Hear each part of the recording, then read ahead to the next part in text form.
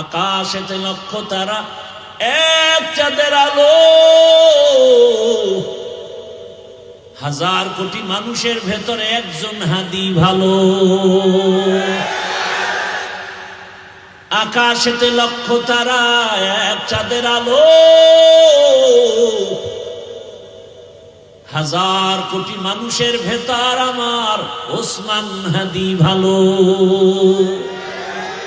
দেখছো হাদির বউরে, দেখছো হসপিটালে ঢুকছে, দেখো নাই? দুনিয়ার কোন সাংবাদিক একটা ছবি তুলতে পারে নাই। কল্পনা করা যায় না। আমগো বউরাও তো এতটা সেফটি না, নির্ভরতা করতে পারি না বউর উপর, কল্পনাই করা যায় না। অন্য বউরা লাইভে আইসা কি কান্নাকানি করতো না, এত বিশাল এক ঘটনা। হাদির বউ কোনোদিন লাইভে আসে। হসপিটালে লাশ দেখতে আসছে, কি কঠিন হালাত। এর থেকে শিক্ষা নিবা না, কার থেকে নিবা আর কার থেকে নিবা? আফসোস, বড় আফসোস।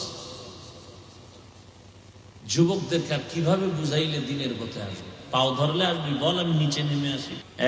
এক ওসমান হাদি জাগরণ সৃষ্টি করে গেলেন গোটা দুনিয়ায়।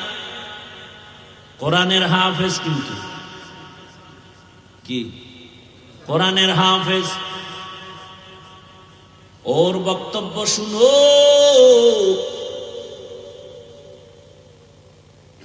রাম বাম নাস্তিক সব হাদিকে নিয়ে কথা বলতো, টকশুতে কথা বলতো, কিন্তু বুঝতো না এই হাদির মধ্যে ঈমানের নূরের ঝংকার বাজতেছে।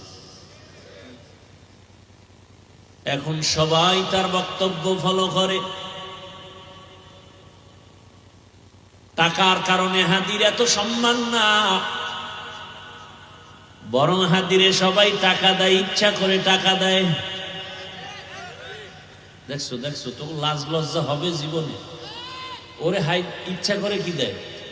রাস্তায় হাতে একজনে 50,000 টাকার বান্ডিল দিছে। আমি বানায় কইতেছি, মানুষ টাকা দেয়, বিদেশ থেকে ওর অ্যাকাউন্টে টাকা পাঠায়।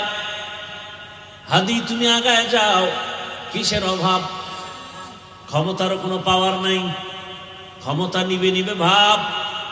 সংসদ ভবনে যাবে, গোটা জাতির কল্যাণে কথা বলবে।